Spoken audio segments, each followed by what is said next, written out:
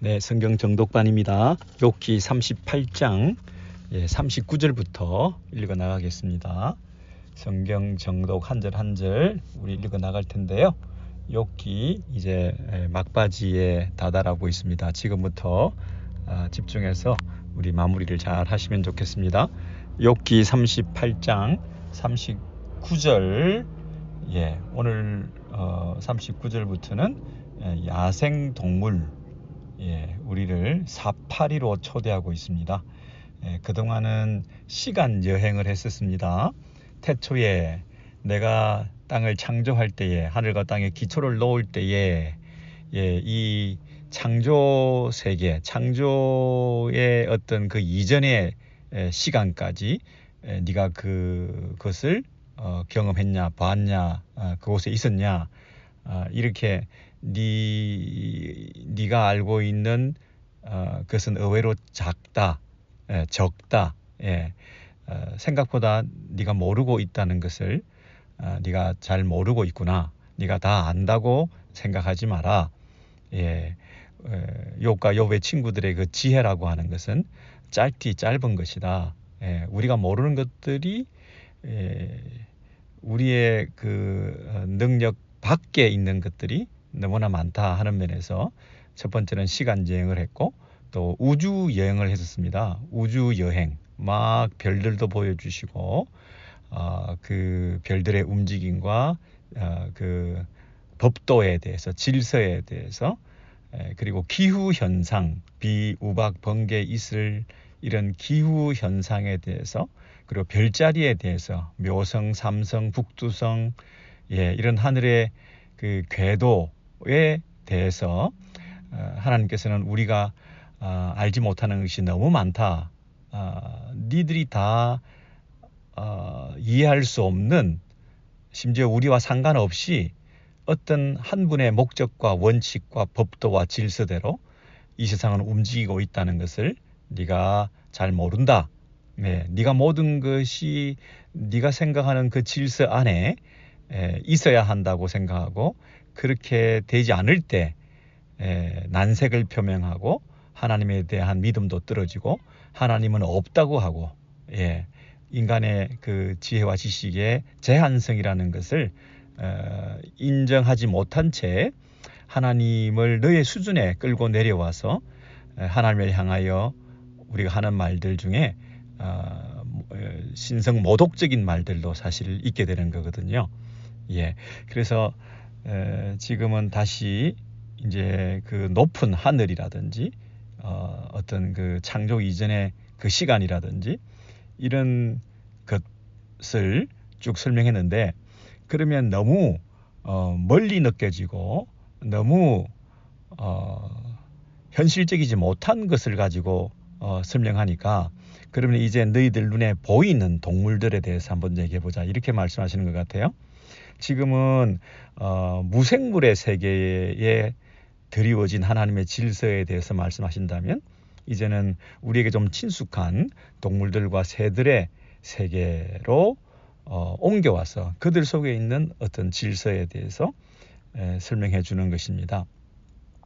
그런데 우리가 오해하지 말아야 될 것은 욥기 38장 39장 이 대목을 기상학 연구를 하기 위해서, 또는 천문학 연구를 하기 위해서, 야생동물의 습성에 대해서 동물학 연구를 하기 위해서 생태학의 어떤 텍스트로 이 본문들을 오해하기 쉽습니다. 하나님은 어떤 이 말씀을 쭉 여러 가지 질문들을 계속 이렇게 하시는 의도가 있는 질문인데, 우리는 그 속에서 뭔가 우리가 원하는 것을 얻어내려고 하는 거죠. 천문학적인 지식, 별들의 어떤 움직임, 기후에 관한 어떤 원리, 이런 그 생태학적인 어떤 그 지식, 이런 것들을 하나님께서 강의하고 계시는 게 아니잖아요. 강의를 쭉 하신다고 한다면 질문을 이렇게 쭉 하실 리가 없잖아요. 수사학적인 이런 질문을 통해서 계속 말씀하시고자 하는 그 핵심이 뭔지를 우리가 간파를 해야 되는 것이죠. 자, 이 39절부터 오늘 읽어 나가겠습니다. 네가 사자를 위하여 먹이를 사냥하겠느냐? 젊은 사자의 식욕을 채우겠느냐? 자, 사자 얘기를 하고 있습니다. 특별히 젊은 사자, 굶주린 사자, 힘이 센 사자, 이 먹성이 식욕이 왕성한 사자, 이들의 그 양식을 우리가 채워줄 수 있겠냐? 사자가 딱 그 먹이를 가지기 위해서 매일 움직이고 있는데, 이제는 배가 고프구나, 먹이가 필요하구나, 웅크리고 있는 그 사자에게 가서 우리가 맨날 사자 밥을 우리가 놔두고 올 수가 있겠습니까?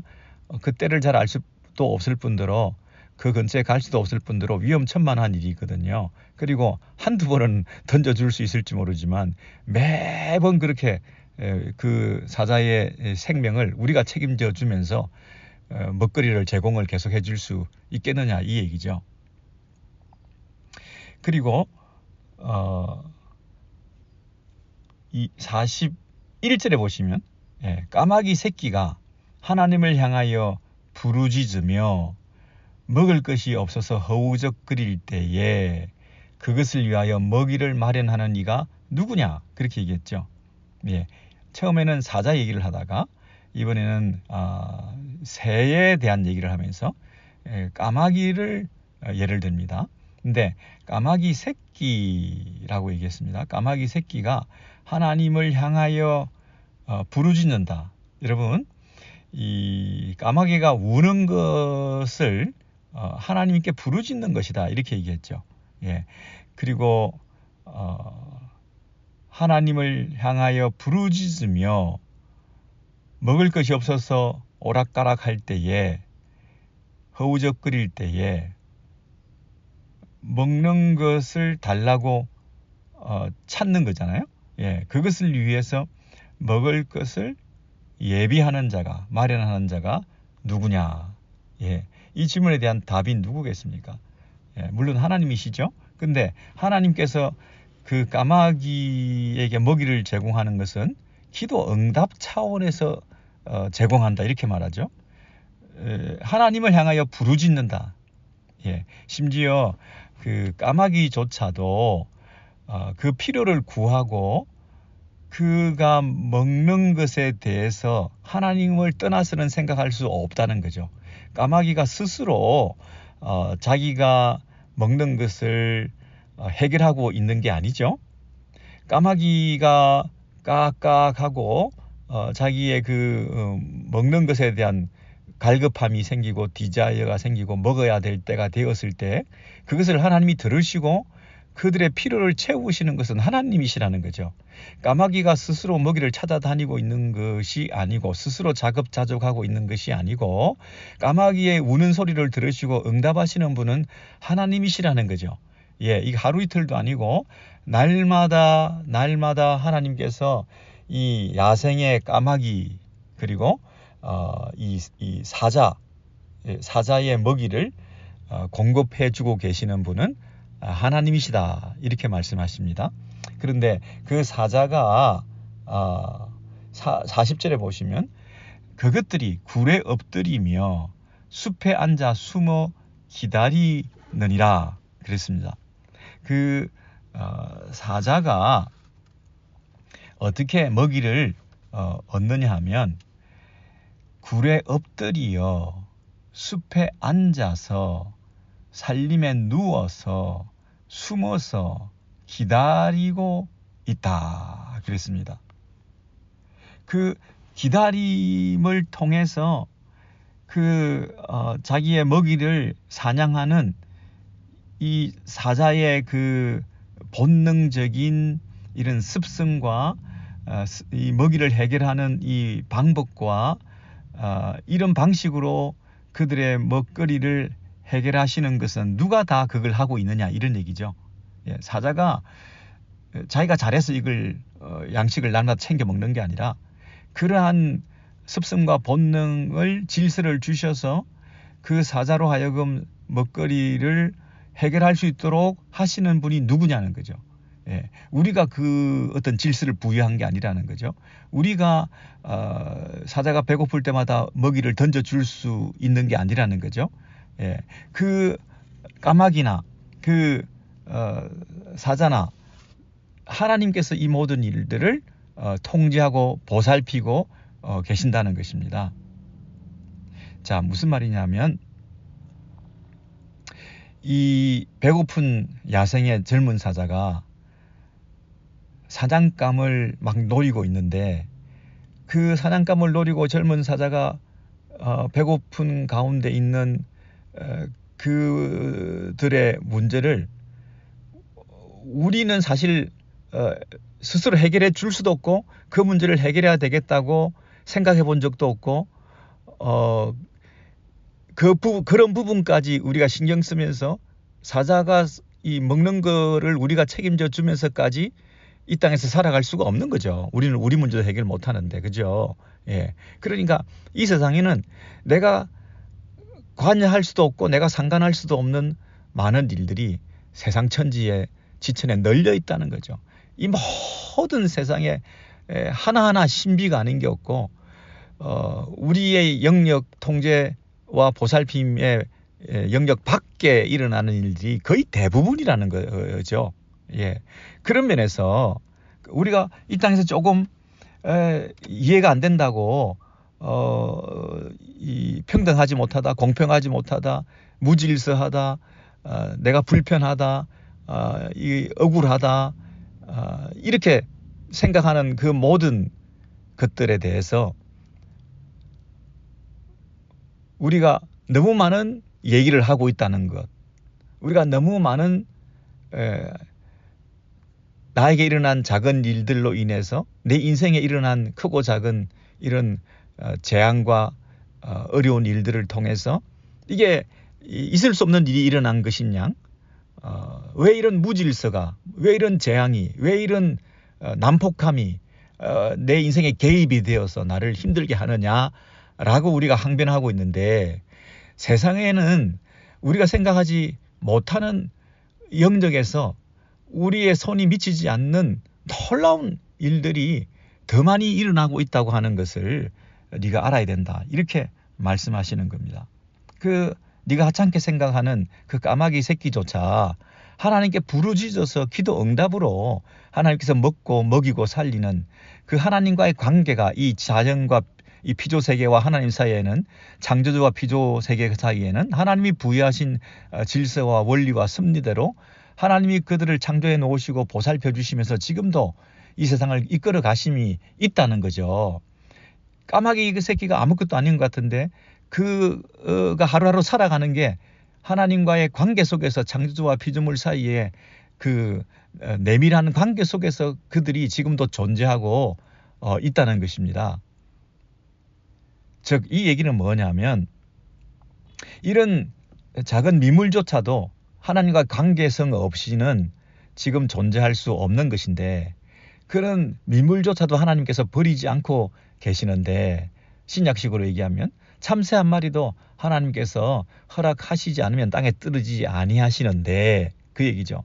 근데 지금 욥은 어려움을 당해서 하나님이 마치 없는 것처럼, 하나님이 기도를 안 들으시는 것처럼, 우리는 고통을 당할 때 하나님이 우리에게 얼굴을 돌리시고 외면하고 계시고 우리를 버리시고 우리를 떠나신 것처럼 그렇게 생각할 때가 많은데, 미물조차도 하나님과의 관계성 속에서 그 존재가 유지되고, 그리고 하나님의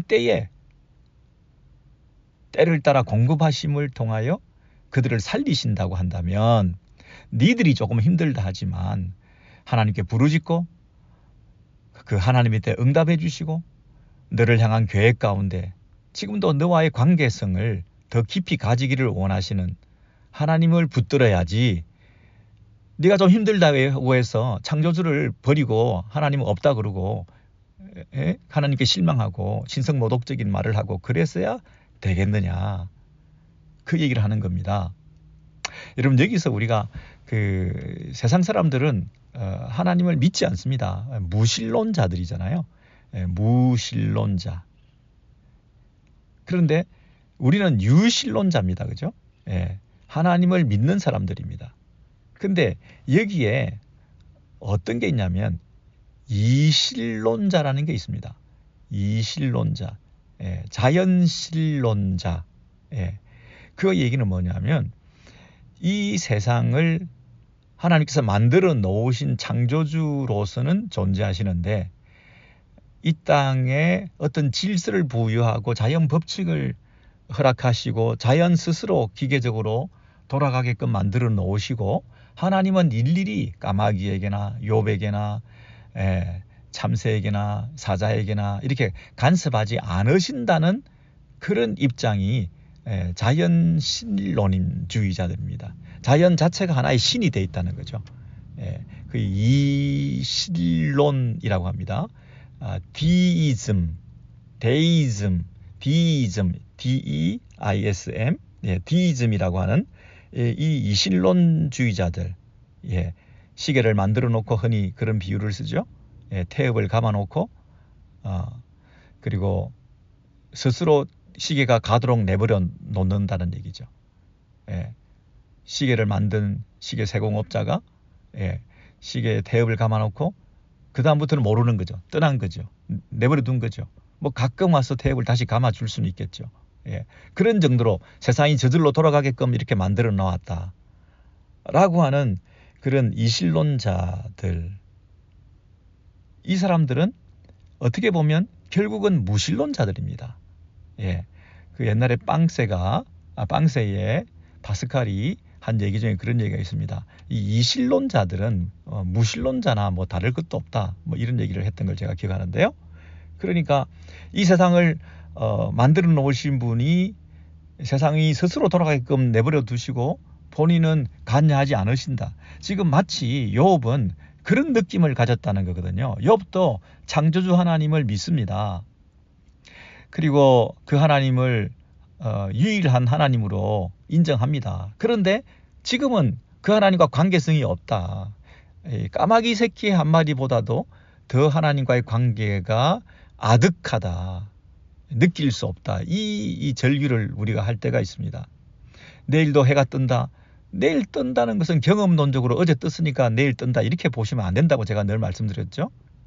신실하신 하나님께서 이 자연 법칙에 내맡겨 놓으신 것이 아니라 내일도 하나님께서 이 자연에 신비한 하나님의 질서를 부여하시고 내일도 그 질서를 유지시켜 주시고 섭리하시기 때문에 그 서스테인 하시는 하나님의 섭리와 보존의 언약 때문에, 하나님의 무직의 언약 때문에, 하나님의 약속 때문에 내일도 해가 뜨는 그런 믿음을 가지고 오늘도 내일도 하나님께 날마다 찬양을 드리고 아침마다 새롭게 하나님을 높여드리고 그렇게 하루하루 새날을 허락해 주신 하나님께 찬양을 드리는 그 관계성이 오늘도 일용할 양식을 주시고 하루 세끼 밥을 먹을 때마다 기도하면서 이 양식은 하나님께로부터 온 것이다. 이 먹이를 공급해 주신 하나님께 감사하며 찬양하며 날마다 제사를 드리는 심정으로 그렇게 우리가 하나님과 관계성이 있어야 된다는 얘기입니다. 그래서 디이즘, 유신론, 근데 디이즘, 이신론, 에이티이즘, 무신론, 이런 것들을 우리가 생각할 때 나는 지금 진정한 유신론자인가, 나는 무신론자나 마찬가지인 이신론자로 살고 있지 않은가. 오늘도 그냥 해가 뜨고 하루가 24시간이 지나고 또 이렇게 하루가 지나고 내일 또 아침이 오고 이러면서 그냥 이 자연에게 나를 맡겨놓고 마치 내가 그 자연의 일부가 된 것인 양 이렇게 자연계의 순환에 내맡기고 어쩔 수 없이 끌려가는 그런 삶을 살 것인가, 아니면 기후조차도 기상조차도 날씨조차도 하나님께 우리가 감사하고 또 그날을 바꿔달라고 기도하고 또 날마다 하루를 마칠 때마다 오늘도 하나님께서 하루 해를 허락해 주신 것에 대해서 감격하며 유신론자로서 유일신론자로서 그 하나님께 경배를 드리고 피조물로서 창조주를 높여드리고 하는 이런 예배와 그분과의 교제의 삶이 매일 있느냐. 아침에 해가 뜨면 내일 아침이 밝으면 여러분 이런 창세기의 첫날처럼 계시록의 마지막 날처럼 이런 감격이 있느냐, 이런 신선함과 이런 어떤 감격과 이런 소망이 넘치는 삶을 매일 살고 있느냐. 이 욥이 없었던 게 바로 이게 없었던 거죠. 하나님께서 다시 욥에게 회복시키기를 원하셨던 것은 바로 이 부분이라고 생각합니다. 이 사자가, 이 까마귀가 하루하루 매일매일 먹이를 먹고 살아가고 있는 그들의 공급하시는 하나님의 손길, 그것을 느끼고 우리가 바라볼 수 있다고 한다면 우리도 오늘 하루에를 허락하시고 또 하루의 삶 가운데에서 하나님께 예배와 찬송을 드리고 우리의 삶을 지켜주신 것에 대해서 감사하고, 우리가 때론 눈물 흘리고 정말 피눈물 나는 어려움 속에 시험과 환난 가운데 있을 때라도 까마귀가 부르짖을 때 하나님이 응답하셔서 그 필요를 채워주셨던 것처럼 우리가 이럴 때, 더 힘들 때 더 하나님께 부르짖고 나아가 하나님을 붙잡는 그런 관계성을 회복하자, 그렇게 말씀하시는 거죠. 야생의 세계에 하나님께서 그 어떤 더 원시적이고 더 초월적이고 우리의 어떤 손이 미치지 않는 질서, 더 신비하고 우리가 통제할 수 없는 어떤 그 놀라운 그 야생성이라고 하는 것이 존재하고 있어서 그 세상이, 질서가, 자연이 돌아가고 그것을 하나님이 지금 통제하고 다스리기 때문에 그게 가능하다고 생각한다면 이 땅에는 내 생각을 뛰어넘는 많은 일들이 있을 수 있다. 내 통제와 내 이해력의 그 범위 안에만 모든 일이 있어야 된다. 그렇게 생각하면 안 된다는 거죠. 내 통제력과 이해력의 그 범위 안에 있지 않다고 해서 그것이 무질서한 것이다, 이렇게 생각하면 안 되는 거죠. 내가 무질서하게 생각이 들지만 사실은 하나님의 그 더 큰 지혜와 질서 안에서 마치 무질서해 보이는 일들조차도 하나님께 예배에, 감사의 조건이 될 수 있다는 거 아닙니까? 그 야생성이, 그 우리가 생각하지 못했던 어떤 그 우리의 통제 범위를 벗어나는 어떤 그 원리, 이런 것이 그 야생성이 우리의 일상성에 침투한다고 해서 내 일상성이 깨트려졌다, 내 루틴이 깨어졌다고 해서 내가 늘 살아가는 이런 방식에서 어려운 일이 탁 쳐들어와서 내 마음을 힘들게 하고 내 삶을 깨트려 놨다고 해서 이게 무질서하게 되었다, 이렇게 보지 말라는 거죠. 우리의 눈이 닿지 않는, 우리의 어떤 그 손 안에서 컨트롤할 수 없는 그런 일들이, 우리의 힘으로 할 수 없는 그런 일들이 이 세상에는 너무나 많다는 거죠. 사자나 까마귀 새끼나 그런 일들을 우리가 먹이를 맨날 주면서 그들을 키우고 그렇게 할 수 있는 게 아니라고 한다면 우리 능력과 우리의 통제 범위 밖에서 일어나고 있는, 우리에게 일어난 그런 일들에 대해서 너무 놀라지 말라, 그렇게 말씀하는 것 같습니다. 그렇죠? 이제 까마귀와 사자 얘기를 끝내고 욥기 39장으로 가시면 이 장 구분을 좀 잘못 해놨는데요. 그 38장 그 39절 사자와 까마귀와 그다음에 39장 산염소 다 연결이 되는 같은 그 야생 동물의 세계에 대해서 지금 얘기를 하는 거거든요. 그걸 어떻게 알 수 있냐면 염소가 아니라 산염소라고 했다는 것을 야생성을 가졌다, 이런 뜻입니다. 산염소가 새끼 치는 때를 네가 본 적이 있느냐? 암사슴이 새끼 낳는 것을 네가 본 적이 있느냐? 여러분, 이 자연에 돌아다니고 있는 산 염소를 말합니다. 집에서 기르는 가축으로서 염소가 아니라 바깥에 있는 그 사슴, 암사슴, 그리고 산에 돌아다니는 그 염소, 이런 것들이 어느 때에 그 임신을 하고 교접을 하고 그래서 그 생명을 탄생하게 되는 이런 타이밍에 대해서 네가 그걸 잘 조절하고 있을 수 있냐? 산양이 언제 새끼를 낳는지 네가 아냐? 사슴이 새끼 낳는 것을 네가 본 적이 있느냐? 2절, 그것이 몇 달 만에 만삭되는지 아느냐? 그 낳을 때를 아느냐? 자, 먼저 그 새끼 치는 거, 그 다음에 그 새끼가 얼마 동안 뱃속에 있느냐, 그 기간, 기간이나 때나, 그리고 만삭돼서 언제 그걸 낳느냐, 그죠? 그리고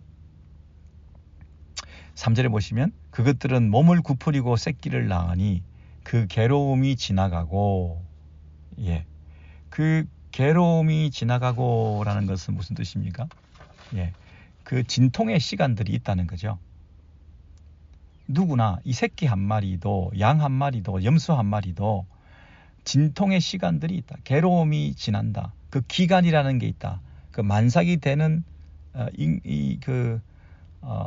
잉태의 수고를 해야 되는 때가 있고, 생명이 탄생하기 위해서 성장의 과정이 필요하고, 4절에 보시면 그 새끼는 강하여져서 빈들에서 크다가 나간 후에는 다시 돌아오지 아니하니라. 그 새끼는 강하여져서 빈들에서 길리우다가 나가고는 다시 돌아오지 않는다.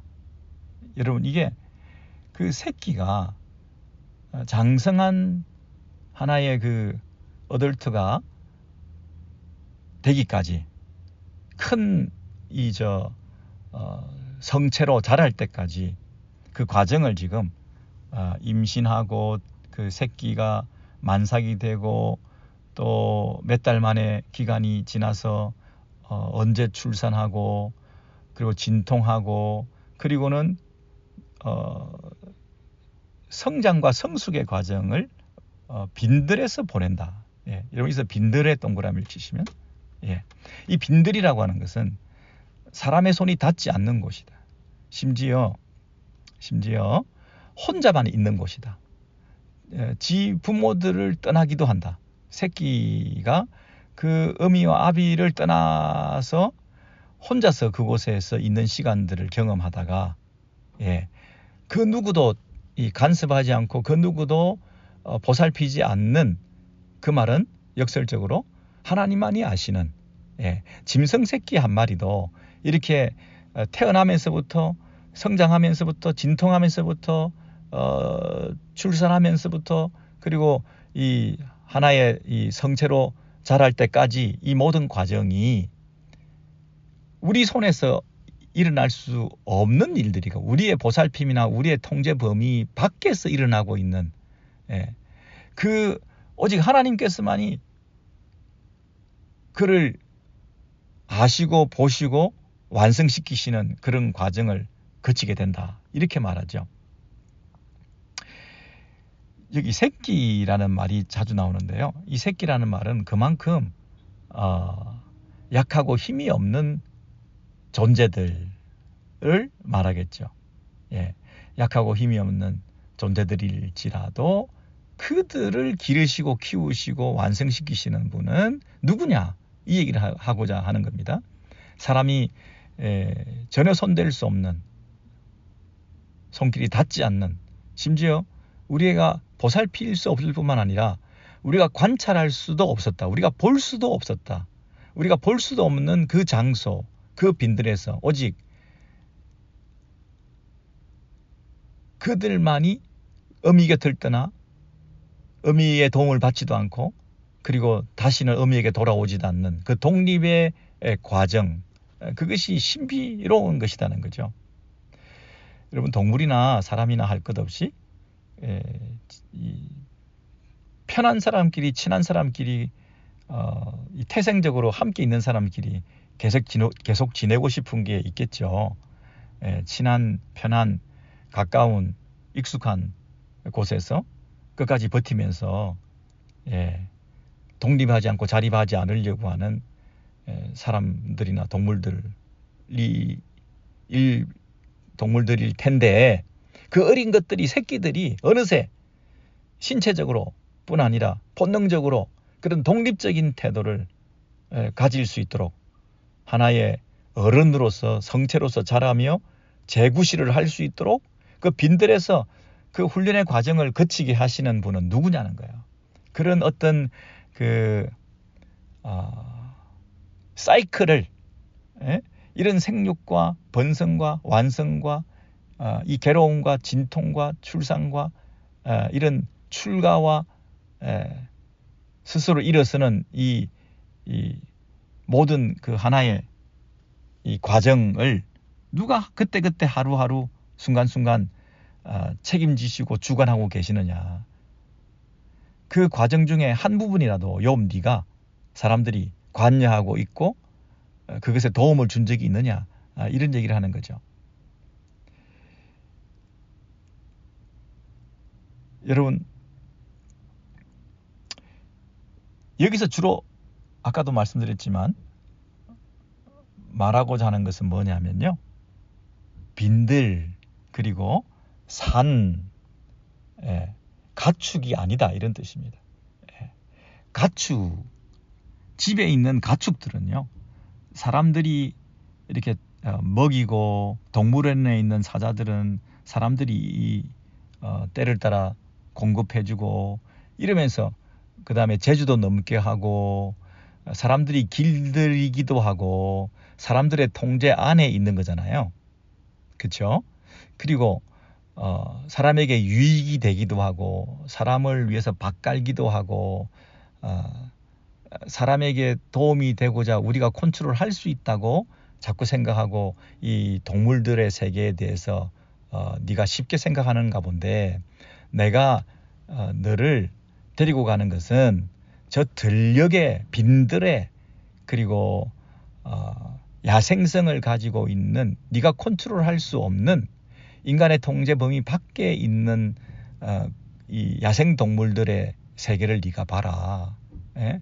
아주 힘센 젊은 사자같이 아주 포악한 이런 사자는 사자대로, 그리고 힘없는 연약해 보이는 새 한 마리, 까마귀 새끼 그 한 마리에게도, 그리고 암사슴이나 또 이 염소나 할 것 없이 이런 모든 동물 세계에 미쳐 있는 그 어떤 신비로움이라고 하는 것이 얼마나 그들 가운데 하나님이 허락하신 그 질서대로 태어나고 먹고 성장하고 강하게 되고 하는 일련의 그 모든 과정을 통해서 그들이 그들의 그들됨을 드러내고 있는지, 그건 신비다는 거죠. 그건 네가 할 수 없는 부분이라는 거죠. 집에서 키우는 가축들은 네가 네 맘대로 하는지 모르지만 욥을 데리고 나가서 저 멀리 봐라. 저것들을 네가 컨트롤할 수 있냐? 못한다는 거죠. 그 얘기는 무슨 얘기냐 하면, 욥, 네가 지금 네 인생의 문제를 풀고 설명하는데 마치 가축을 다루고 길들이고 그 가축이 너에게 도움이 되고 하는 그런 정도로서 네 인생에 일어난 문제들을 핸들하고 통제하고 이해하고 그것을 네가 아는 질서와 지혜의 모든 것인 양, 그 좁은 범위 안에서 생각하고 있지만, 조금만 생각을 달리 해봐라. 가축 말고 저 야생성을 가지고 있는 그 짐승들을 보면 그것이 엄청난 포악한 사자든 아주 작은 이 새든 관계없이 우리가 통제할 수 없는 어떤 질서라고 하는 새로운 어떤 그 눈을 뜨게 만들지 않냐. 그러므로 욥, 네가 지금 그 세상을 네 손에서 너의 좁은 머리로 네가 아는 지혜와 지식으로 이걸 풀어내려고 하는, 설명해 줄 수 있다고 하는, 네가 길들여진 사고방식대로 이 세상을 다 풀어내려고 하는 그 너의 이 시도가 잘못된 거라는 거죠. 가축이 아니라 야생동물이다. 무질서한 게 아니다. 야생동물 안에 엄청난 지혜가 있다는, 질서가 있다는 거예요. 가축들을 가지고 노는 그런 차원에서만 이게 질서라고 착각하지 말아요. 이 세상에는 그보다 더 큰 질서가 있다는 것을 네가 알아야 된다. 그 얘기를 설명해 주는 겁니다. 그러니까 지금 동물에 관한 탐험 신비의 세계 이런 얘기를 하는 게 아니라 가축이냐 야생 동물이냐, 거기에 초점을 맞춰서 하나님께서 계속 지금 그 얘기를 하는 거죠. 그래서 5절에 봐도 나귀가 아니고 들나귀입니다. 누가 들나귀를 놓아 자유롭게 하였느냐? 누가 빠른 나귀에 매인 것을 풀었느냐? 누가 들나귀를 놓아 자유롭게 하였느냐? 누가 빠른 나귀에 매인 것을 풀었느냐? 여러분, 이 그냥 나귀 아니고요. 들나귀. 이건 통제 범위 밖에 있다, 이 얘기입니다. 그의 자유, 들나귀의 그 자유함이라고 하는 것은 랜덤한 거라는 거죠.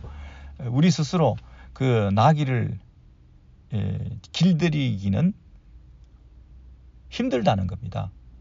그의 자유는, 들나귀의 자유는 우리가 준 게 아니라는 거죠. 그 들나귀의 그 자유 분방함은 하나님께서 허락하신 질서라는 겁니다. 그 들나귀가 마음대로 뛰어다닌다고 해서 그것을 무질서다? 이렇게 말하면 안 된다는 거죠. 들나귀가 마음껏 뛰어다니고 빠르게 그 풀어놓고 마음대로 다니고 있는 것을 내가 통제하지 못한다. 내가 우리 집에 데려다 놓고 가축으로 내가 그 등에 올라타고 내게 유익한 방식으로 그걸 사용하고 하는 그런 가축으로서의 나귀가 질서가 아니고, 들나귀도 마음껏 뛰어다니고 있는 것도 질서라는 거죠. 하나님께서 부여하신 질서라는 거죠. 근데 네가 거기에 무슨 그 들나귀에게 네가 상관할 수 있는 그 영역이,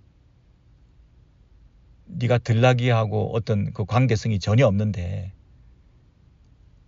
그런 일들이 너의 삶 가운데 일어났다고 해서 이것이 있을 수 없는 일이 일어났다라고 그렇게 말할 수 있느냐? 얼마든지 다른 질서가 있을 수 있다. 네가 모르는 세계가 있다. 하나님의 통제와 하나님의 이 섭리와 보살핌이라고 하는 것은 네 생각보다 더 크다. 그 얘기를 하는 거죠. 그래서 6절에 이렇게 말합니다. 누가 했다고요? 내가 들을 그것의 집으로 소금 땅을 그것이 사는 처소로 삼았느니라. 그랬습니다. 이 내가, 하나님께서 집에만 있게 하지 않고 들판을 그들의 집으로, 그리고 소금 땅을 그것이 사는 처소로 삼았다. 그런 그 사람의 손이 닿지 않는 그 땅, 사람이 통제할 수 없는 그 범위 밖에 있는 그 들판에서 그들이 마음껏 뛰어다니는, 빠르게 그 뛰어다니는 걸 한번 상상해 보십시오. 얼마나 빠르게 뛰어다닙니까? 그 빠르게 뛰어다니는 그 자유와 자율성이라고 하는 것은 하나님이 부여하신 것으로서 그것이 무질서고 남봉꾼이고, 그들의 그 뛰어다님이 너의 마음을 불편하게 만들고 어떤 세팅되어 있는 통제 범위 안에 있어야 그가 안정감을 찾아 가지고 있는 거라고 착각하지 말라. 그렇게 말하는 거죠. 7절입니다. 그걸 조금 더 이제 구체적으로 설명하기를, 들나귀는 성읍에서 짖거리는 소리를 비웃나니, 이 성읍이라고 하는 것은 뭐가 대조됩니까? 그 위에 있는 들판, 소금 땅, 광야, 빈들. 성읍은 사람들이 모여 사는 세계 아닙니까? 인간 군상들이 모여 사는 어떤 작은 커뮤니티를 말하지 않습니까? 어떤 사람들끼리 법을 정해놓고 그 질서 하에서 그 질서를 지켜내자라고 경찰을 동원하고 또 법을 지키자고 하는 도덕과 규례를 지키면서 자기들 나름대로 세상을 이루고 있는 그 도시성이라고 하는 거, 광야에 반대되는 사람들이 모여 사는 하나의 그 결집된 공동체, 흔히 바벨탑으로 표상되는 인간의 힘을 드러내는, 인간이 모여 함께 삶으로써 이상향을 이룰 수 있다고 하는, 하나님으로부터 안전을 구하지 않고 성을 쌓아서 그 성이 주는 안정감 속에 안주하고 있는 사람들, 그게 성읍에 사는 사람들이잖아요. 그 성읍에서 짓거리는 소리를 비웃는다 그랬어요. 누가? 하나의 짐승인 들나귀가, 들나귀가 뛰어다니는 그 자유, 그 들나귀의 입장에서 볼 때 사람들이 모여서 성읍에서 살아가는 그 모든 모습들을 우습게 생각한다는 거예요. 우리가 들나귀 한 마리를 우습게 생각한다고 착각하지만 우리끼리 모여서 우리 안에 어떤 질서를 유지하고 이것이 모든 질서의 다다 이렇게 착각하고 있는 착각하고 있는 우리들을 비웃는 것은 들나귀다는 거죠. 하나님으로부터 새로운 질서, 더 큰 질서 하에서 뛰어다니고 있는 그 들나귀가 오히려 우리를 비웃는다는 거죠. 낙이 치는 사람이, 이 말은 뭡니까? 나귀를 길들이는 사람. 낙이 치는 사람이 지르는 소리는 그것에게 들리지 아니하며. 이 표현들을 너무 재밌지 않습니까? 낙이 치는 사람이 고래고래 고함치면서 길들이려고 그러고 이리 오라! 들나귀를 붙잡아가지고 자기에게 유익되게 써먹으려고 그 등에 올라타고 이 트랜스포테이션으로 사용하려고 이 들나귀 이놈 한 마리 잡아가지고 우리 질서 안에 두고자 하는, 내 영역 안에 두면서 통제 범위 안에서 유익을 얻어내려고 하는 이 우리의 그 생각과 시도에 대해서 들나귀는 우습게 생각한다는 거죠. 그거는 들리지 아니하며 무시한다는 거죠. 자기하고는 상관이 없다는 거죠. 더 높은 차원에서, 더 넓은 이 차원에서 하나님의 질서 안에서 사는 그 들나귀가, 의거하는 자, 낙이 치는 자가 소리를 아무리 질러도 들은 척도 안 한다는 거죠. 비웃고 냉소하고 그러면서 모른 척하고 무시하고 오히려 우리를 조롱한다는 거죠. 아무도 들나귀를 길들이지 못하고 들나귀에게 아무도 무슨 일도 시킬 수 없는 게 우리의 한계라는 겁니다.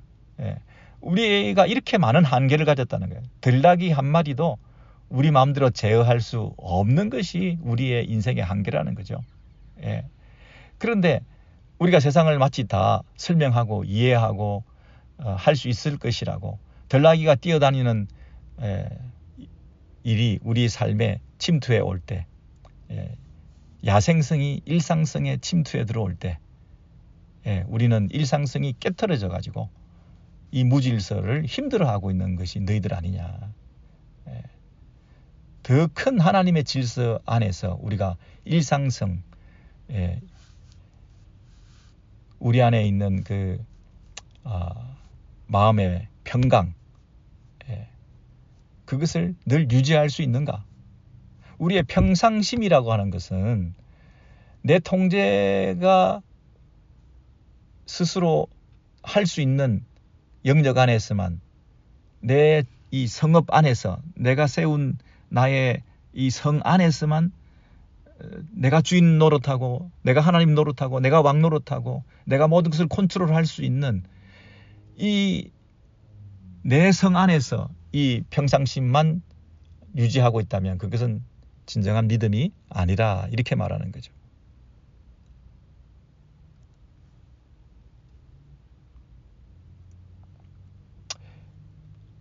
팔 절에 보시면 푸른 초장으로 두루 다니며 초장 언덕으로 두루 다니며 여러 가지 푸른 풀을 찾느니라.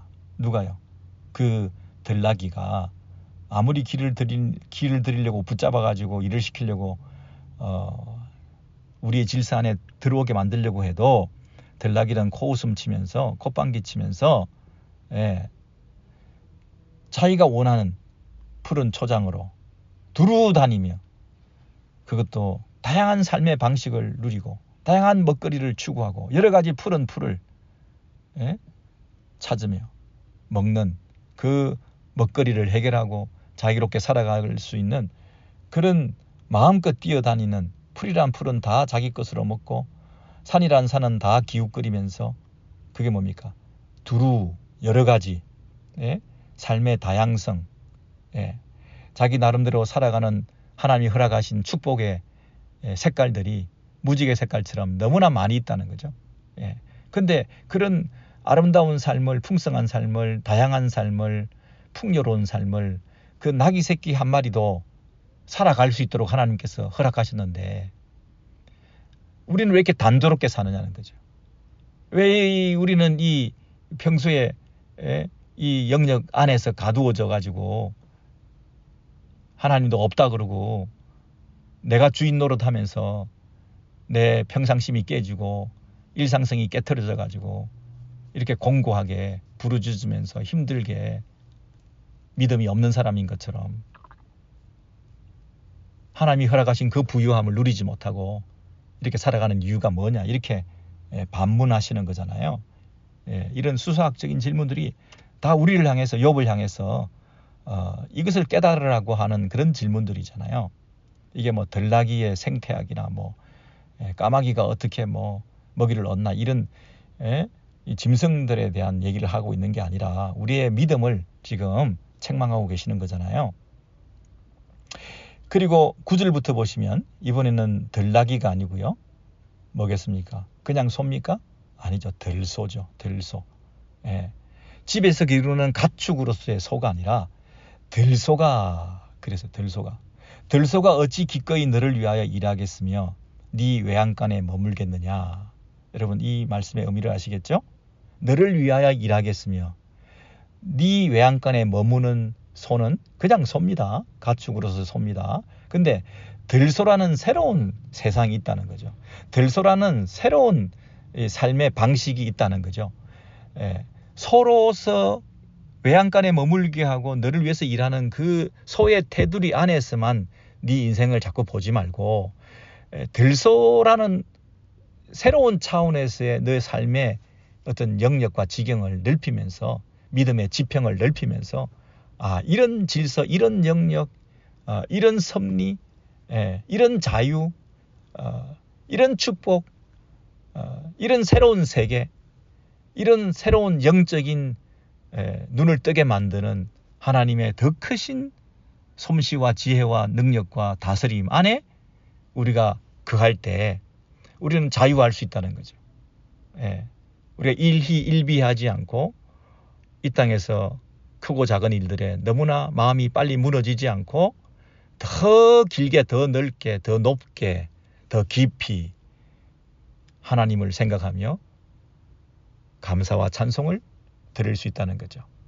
내 형편과 상황에 따라서 자꾸만 바뀌는 업앤다운이 너무 심해지는 우리의 믿음이 아니라 내 상황과 환경과 상관없는 전천후적인 어떤 상황 속에서도 하나님에 대한 그 믿음은 우리는 더 견고해지는 거죠. 모든 상황 속에서 하나님을 예배한다는 말의 의미가 이 창조주 하나님을 찾고 의지하고 믿는 것을 전제하는 거잖아요. 이 들나귀, 들소, 이 교훈을 우리가 깨닫지 않고서는 전천후적인 신앙을 우리는 가질 수가 없습니다. 비 오면 비 오는 대로 슬프고 눈 오면 눈 오는 대로 힘들고 바람 불면 바람 부는 대로 우리가 흐느적거리면서 이렇게 자꾸 상황 따라 변하는 우리의 믿음의 심지와 뿌리가 약해져 있는 것을 우리가 인정하지 않을 수가 없는데요. 오늘 이 말씀을 통해서 좀 회복하시면 좋겠네요. 10절에 네가 능히 줄로 매어 들소가 이랑을 갈게 하겠느냐? 그것이 어찌 골짜기에서 너를 따라 썰애를 끌겠느냐? 여기서 이랑, 썰애 이런 게 뭡니까? 가축으로서 내가 길들여 놓는 그 질서 아래에 두는 것, 예? 그 영역 밖에 있는 들소라는 거죠. 이 땅에는 네가 집에서 키우는 소가 많냐, 이 세상 들판에 있는 이 들소가 더 많냐, 예. 그 얘기를 하는 겁니다. 그래서 하나님의 그 솜씨와 지혜라고 하는, 섭리라고 하는 것은 네가 생각하는 것보다 훨씬 더 이 세상의 지천에 널려 있고 내 삶의 배후에 자리 잡고 있다, 도사리고 있다. 그러므로 소와 들소, 가축과 야생동물 사이의 그 관계성을 가지고 욥에게 책망하시는 이 하나님의 음성을 우리도 지금 듣게 되는 거죠. 예, 우리 마음대로 할 수 있는 게 아니라는 거죠. 어떻게 들소를 데려다가 일을 시켜 먹을 수 있겠냐? 못한다는 겁니다. 11절, 그것이 힘이 세다고 네가 그것을 의지하겠느냐? 예, 들소가 힘이 세니까 내가 그 컨트롤해서 어그해서 길들여갖고 그 힘을 이용해 먹어야지. 노 못한다는 거죠. 예? 내가 좀 힘든 그 수고를 그들에게 대신 맡겨서 그가 나를 위해서 일해줄 수 있겠냐? 예? 가축은 가능할지 모르지만 그 많은 들소의 세계에서 네가 나서서 그 들소를 어떻게 할 수 있는 방법은 없다, 이렇게 말합니다. 12절, 그것이 네 곡식을 집으로 실어오며 네 타작마당에 곡식 모으기를 그것에게 의탁하겠느냐? 우리가 할 수 없다는 거죠. 예, 타작시키고 뭐 술에 끌게 하고 우리는 그렇게 했으면 좋겠지만, 내 방식대로 세상이 돌아갔으면 좋겠지만, 이 세상이 모두 내가 원하는 질서대로 움직였으면 좋겠지만, 내가 중심이 되어서 이 세상이 나를 위해서 돌아갔으면 참 좋겠지만, 모두가 나에게 도움이 되는 쪽으로 이 선순환을 이루면서 돌아갔으면 좋겠지만, 이게 때로는 너무나 이 꼬리에 꼬리를 몰고 일이 더 잘못되고 이 안 풀리고 곡식을 뭐 집으로 실어 오기는커녕 흉년이 들고 태풍이 불고 하는 그런 일들이, 힘센 들소들이 우리 마음대로 잘 안 되는 일들이 너무나 많이 일어나잖아요. 그들을 잡아가지고 억지로 집으로 곡식을 실어 오게 하려다가 곡식을 다 날리고 불태우고 물에 빠뜨리고 집을 날리고 그런 우리가 실수를 계속 하면서 왜 이런 일이 나에게 일어났냐라고 그래 항변하는 꼴이라는 거죠. 여러분 12절까지 오늘 이렇게 살펴보면서 우리가 어그할 수 없는 힘이 있다. 그 억센 힘이 센 그 들소가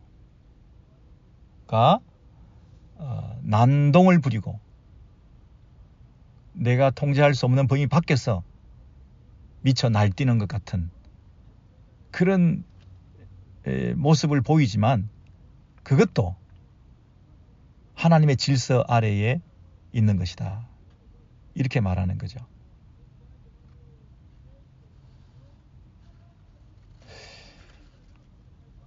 여러분, 내가 통제 못해도 세상이 무질서한 것이 아니다.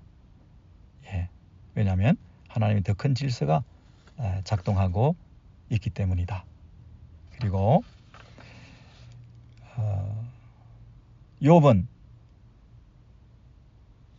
길들이고 이 야생동물을 자기 목적대로 부리고 사용하지 못하는, 엄두도 내지 못하는 그런 야생동물을 하나님께서는 그 거칠고 위험하고 힘센 들소들을 하나님께서는 복종시켜서 자신의 목적에 맞게끔 지금도 하나님의 질서 아래에서 그것을 사용하고 계시는 그분의 지혜와 힘이라고 하는 것, 이걸 우리가 믿어야 되는 거죠. 우리는 손도 못 대는 그들을 하나님께서는 다 이용하시고 그들을 하나님의 목적대로 이 세상이 돌아가게끔 하는 일에 하나님께서는 그 한 민물과 짐승과 새들과 동물도 의미 없게 하지 않으시고 자신의 목적대로 하나님의 지혜와 더 큰 하나님의 힘에 의해서 지금 이 세상은 돌아가고 있는 거잖아요. 우리는 그 힘센 짐승들을 우리 마음대로 통제할 수 없지만 하나님께서는 다 그것을 복종시키죠. 근데 우리가 볼 때는 그 낙이나 들소나 이게 미쳐 날뛰는 그 자유, 이 세상에서 지 마음대로 뛰어다니고 있는 그 모습이 우리를 불편하게 만들 수가 있죠. 여러분, 장차 죽음의 거센 그 날뛰는 그 파워, 힘의 권세, 그 죽음이 우리를 지배하고 죽음이 우리를 마음대로 노략질하는 그 큰 힘의 권세를 가지고 우리 안에 개입하고 우리 안에 침투하고 우리를 죽이려 하고 하는 그 사망의 힘이 우리를 거센 파도와 같이 휩쓸고 가는 그런 일들이 우리 안에 있을지라도 그 죽음의 힘조차도 멸하시고 그 죽음의 힘을 이용해서 죽음으로 죽음의 권세를 깨트리게 하셔서 죽음을 정복하시는 하나님의 그 지혜, 여전히 하나님의 방식으로 세상을 통치하고 계시는 그 하나님을 우리는 기억해야 되지 않겠습니까? 당신의 목적을 이루기 위해서 이 땅에 거센 힘을 허락하셨지만 그들을 통제하시는 하나님을 우리가 믿는다면 지금 거센 파도가 우리 인생에 개입하고 거친 바다가 우리에게 엄습해서 우리에게 재앙이 있고 우리에게 질병이 있고 우리를 시험 들게 하고 우리를 가난하게 만들게 하고 우리를 눈물 뿌리게 만들게 하고 우리를 늙어가게 만들게 하고 심지어 사망의 두려움 속에 우리가 떨고 이렇게 살아가고 있는 우리의 초라한 모습이 있지만 이 사망이 가장 큰 힘인 것처럼 보이지만 사망이 찌르는 것이 어디 있느냐? 궁극적으로 하나님께서 그 세상에서 제일 큰 힘 같은 그 사망도 하나님의 신비한 섭리와 지혜의 방식으로 하나님의 아들이신 예수 그리스도의 죽으심이 오히려 그 죽음을 박살내고 온전한 승리를 허락하시는 그런 방식으로 세상을 지금도 다스리고 계시고 앞으로도 다스리고 계시는 그 하나님의 능력, 이 섭리를 우리가 믿게 되는 거죠. 때로는 작은 짐승이 큰 짐승에 의해서 먹혀지고 큰 짐승이 작은 짐승을 잡아먹고 하는 이런 일들 속에서 연약한 짐승들의 그 비애, 아니 이런 죄도 없이 잘못한 것도 없는데 잡아먹힘을 통해서 억울한 죽음을 당한 것 같이 보이고 그리고 힘센 짐승들의 먹잇감에 불과한 초라한 삶을 살아간 것처럼 보이지만 하나님께서는 그들에게 먹이를 먹이시고 그들을 먹게끔 하시는 하나님의 방식으로 그 죄 없는 것 같이 보이는 연약한 한 미물들의 그 죽음이 우리가 볼 때는 억울하고 너무나 공평하지 않은 죽음처럼 보이지만 그러나 먼 훗날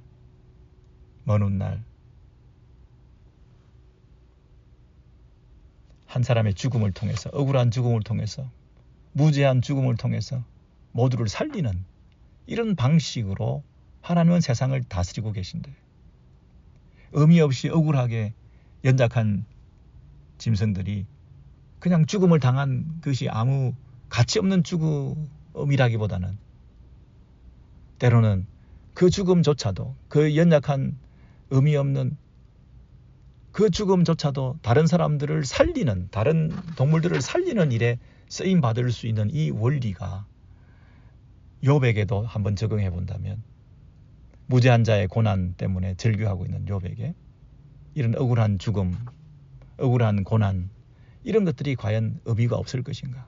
하나님의 더 큰 지혜와 하나님의 신비의 섭리 가운데서 이 일들이 어떻게 쓰임받게 되고 어떻게 새로운 길을 개척하게 만드시고 어떤 다음 세대의 축복으로 나타나게 될 것인지에 대해서 생각해 본 적이 있느냐, 이렇게 말씀하시는 거죠. 먼 훗날 예수 그리스도에 의해서 무죄한 자의 고난과 십자가의 죽음을 통해서 모든 사람을 살리고 온 인류와 피조 세계를 새롭게 하시는 그 하나님의 신비한 섭리가 여전히 살아있음을 오늘 본문을 통해서도 우리가 배우게 되는 것입니다.